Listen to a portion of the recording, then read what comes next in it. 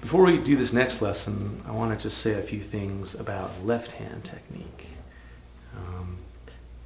The main thing is just to make sure that all of the energy that goes into moving your fingers around and reaching the right notes is coming from the wrist or below in your fingers. In other words, if you're trying to reach for a note, you want to make sure that you're not moving your shoulder down or your elbow or lifting up. You really should be able to get everything just from moving your fingers back and forth without having to move all of this stuff around instead.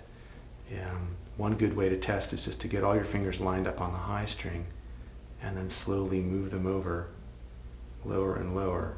It's okay to move your wrist and get your wrist coming out, but if you feel your whole arm or your shoulder start to move, that's when you want to watch out and try to find another way to do things. So keep that in mind so that you don't wear out your arm, your shoulder, or start to feel weird up there.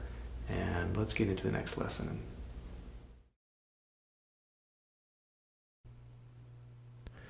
For this next tune, the main technique we need is being able to add in notes in between the thumb notes.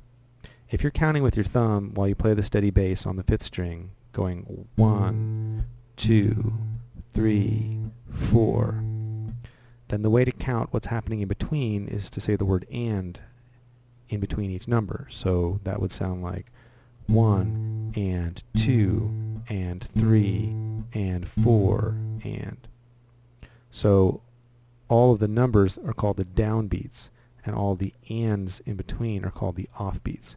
So what we're working on in this lesson is learning to play both on the beat and playing notes with a finger on the offbeats. So if we started off with a pinch, thumb on the 5th string, index finger on the open 3rd string, just playing a note with a finger on 1, we'd have this: 1, 2, 3, 4, 1, 2, 3, 4. Now if you were counting the ands as well, or the offbeats, playing the same thing, you'd count like this: 1 and 2 and 3 and 4 and 1 and 2 and 3 and 4 and. What we want to do next is add in a second note with a finger on the and of 1, or the offbeat that comes after the first beat of the measure. So we want to have this: 1 and 2 and 3 and 4 and 1 and 2 and 3 and 4 and. So you're picking 2 notes in a row with your index finger. The first one is with the thumb, pinch, and then you follow that with just the index. So that in and of itself is not so bad if you just count just doing that part: 1 and 2 and 3 and 4 and 1 and 2 and 3 and 4 and. The tricky part is when you want to keep the thumb going after you've played that index note on the and of 1, like this: 1 and 2, getting that thumb back in there, 1 and 2 and 3 and 4 and 1 and 2 and 3 and 4 and. So if you grab it just like that and don't worry about the rest of the beats, that's a good way to practice getting the thumb back in, and then you can put the whole thing together. So first just try doing the pinch with and keep counting through the measure, then the pinch with and bring the thumb back in, and then play the whole measure like this: 1 and 2 and 3 and 4 and 1 and 2 and 3 and 4 and.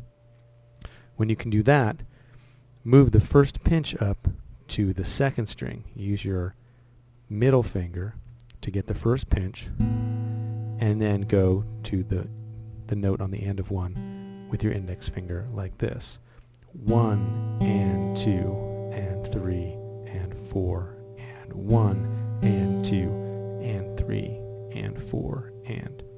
Then try getting the thumb back in on beat 2 like this: 1 and 2 and 3 and 4 and 1 and 2 and 3 and 4 and. And then finally you can add in the thumb notes on beats 3 and 4 to round out the measure, like this. 1 and 2 and 3 and 4 and 1 and 2 and 3 and 4 and.